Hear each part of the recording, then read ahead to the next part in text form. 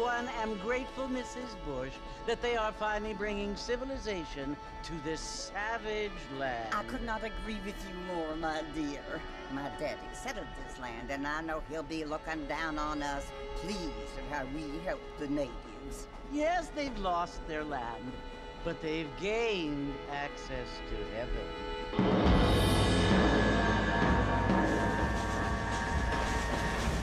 But Father, do you mean unless an innocent receives communion, they're destined to go to hell? It hardly seems fair. What I mean to say, Jenny, is that there is a great deal of difference between an innocent and a savage. I never thought of it that way. Yes, they lived like animals, but they're happier now.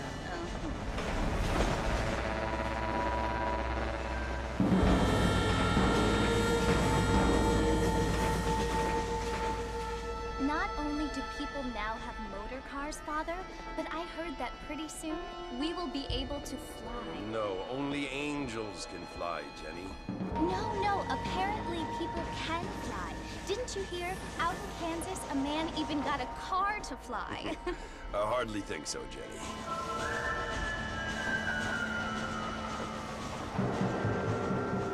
Apparently, Mr. Johns wants to run for governor, which is why he's so concerned with cleaning up the state. Nate Johns. Yes. His family is nothing but hillbilly trash that came here after the war.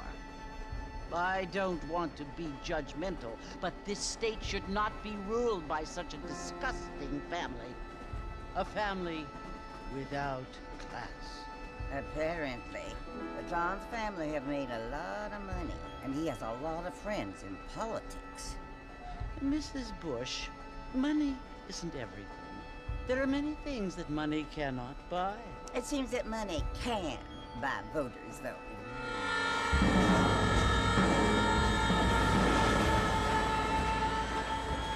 What you must remember, my dear, is that we have been brought here to spread the word. And the word and civilization, they are the same thing. They are the gifts. It is the opportunity we have, the chance to live among people who are decent and who do not kill each other, and who let you worship in peace. It's so confusing, Father. Sometimes I find it impossible to make the distinction between a loving act and a hateful one. I mean, they often seem to be the same thing. Yes, Jenny, it is confusing. But you only have to ask me if you need help. Indeed. Well, here we are, Mrs. Bush. Armadillo.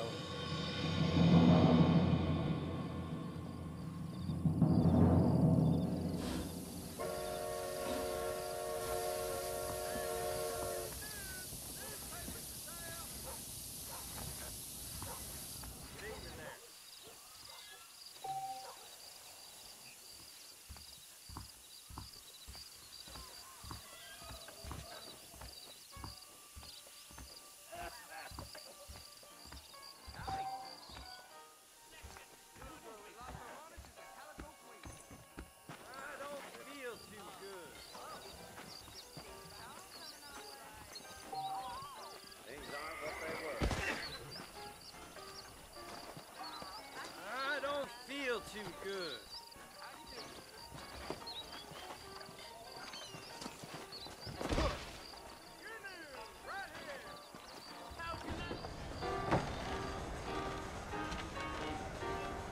Marston!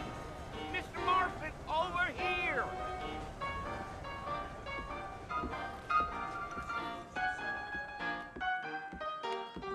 You must be John Marston. Sometimes. I'm Jake. Your friends from Blackwater hired me to guide you. They ain't my friends, but pleased to meet you, Jake. I got the horses saddled up and ready out front.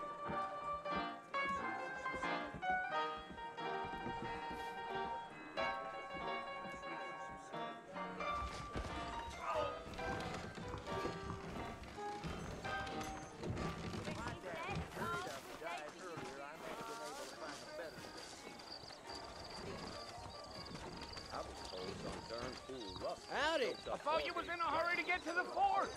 Is that right? Well, here, let's mount up and hit the trail.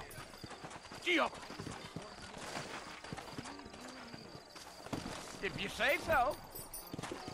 Easy on the spurs now. We don't need to draw undue attention. Come on!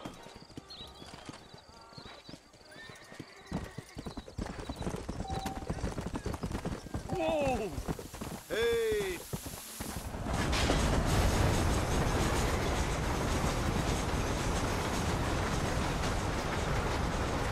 Yeah, So it's Fort Mercer you want to visit? that's right. Ain't taking nobody up to the fort in a long time. Strange place for a decent fella to want to visit, if you don't mind me saying. Who said I was a decent fella? It's been abandoned for years now. Folks say it was built during the Mexican War. What kinds of soldiers around back then? Why'd they leave? Well, I ain't entirely sure. I heard they had to go up north to fight Indians, or maybe they got tired of being soldiers and went looking for gold. You know how things is. So what are you doing up at the fort? I'm looking for an old friend. Well, like I says, you ain't gonna find many folk around those parts these days. Those you do find are about as sociable as an ulcerated back tooth. I mean, I ain't one to judge a man by the company he keeps, but... Well, he ain't been friends for a long time.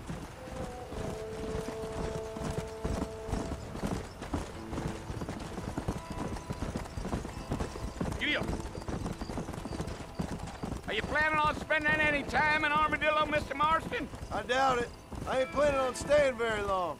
Well, if you're fixing for some female company, you can do a lot worse than Armadillo.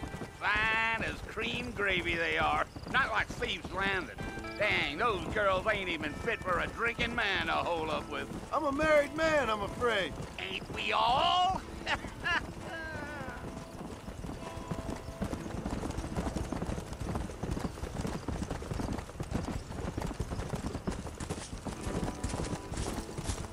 Yeah, so it was the marshal who hired me.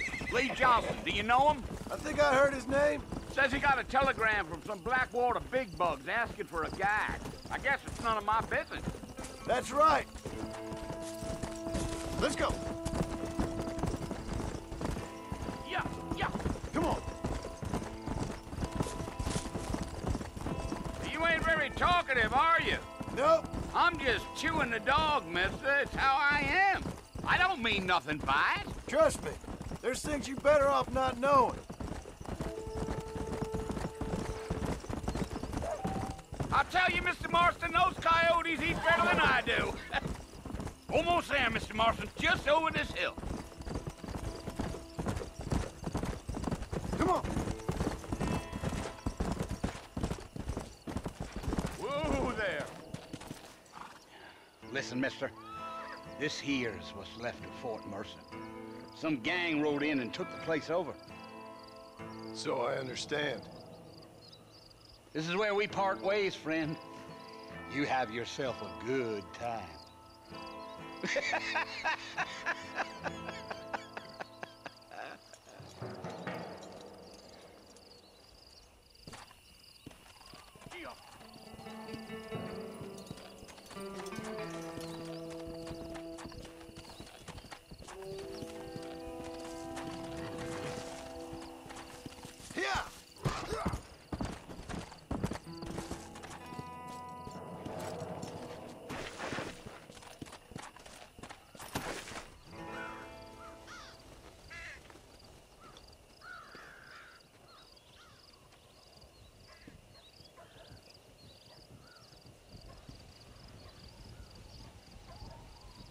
Bill!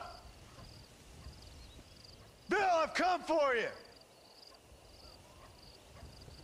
Bill Williamson! Come out here right now! Go away now, John. Don't make me kill you. Nobody needs to kill anyone, Bill. You must think I was born yesterday. You always did think I was an idiot. That ain't fair, Bill. You were as my brother. I've come to try to save you. Oh. Do I look like I need saving? Bill, please. They want to kill us all. I can help you. Well, you never tried to save me before. You only seemed to save yourself. Bill, I implore you, think about this. You implore me? You implore me. You always were one for fancy words. Oh. Well, things are different now, John. Now I'm in charge! No more Dutch! And no more you. Implores. I implores you to go back and tell them to send someone just a little bit more impressive next time. Well? Oh. Poor John.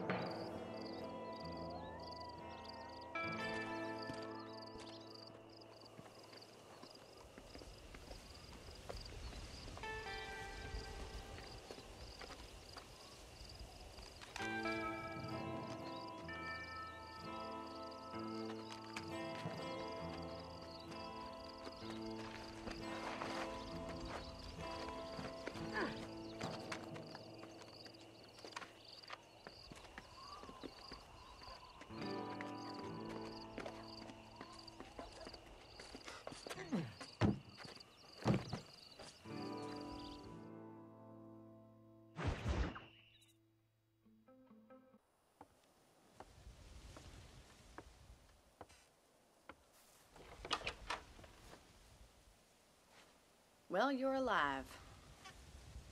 So it would seem. So, how do you feel?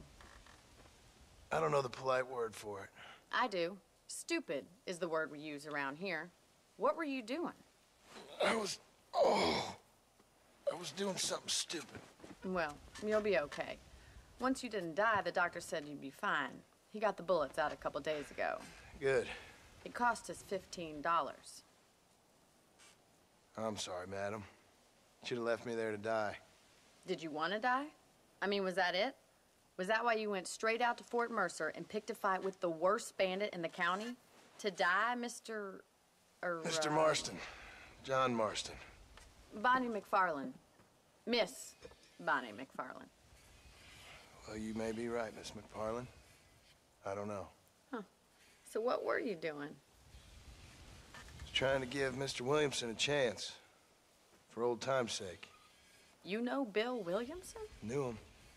Long time ago. Well, what was he like? Dumb. Just like you. Thank you, miss. You see my hat? I have. And, what will you do now? Now I'm gonna take my time and go after him the less kind way. Well, that sounds very fun, Mr. Marston. Quite heroic, just like in those penny dreadfuls my brother used to read. Meanwhile, if you'll excuse me, I've got a ranch to run. Of course, if you're feeling better, why not take a ride with me later? Help me patrol the perimeter. You can earn back some of that money we wasted on doctor's bills. Of course. And thank you for saving my life, I mean. Next time, Mr. Marston, I strongly recommend you don't try to lose it quite so earnestly. I'll bear that in mind.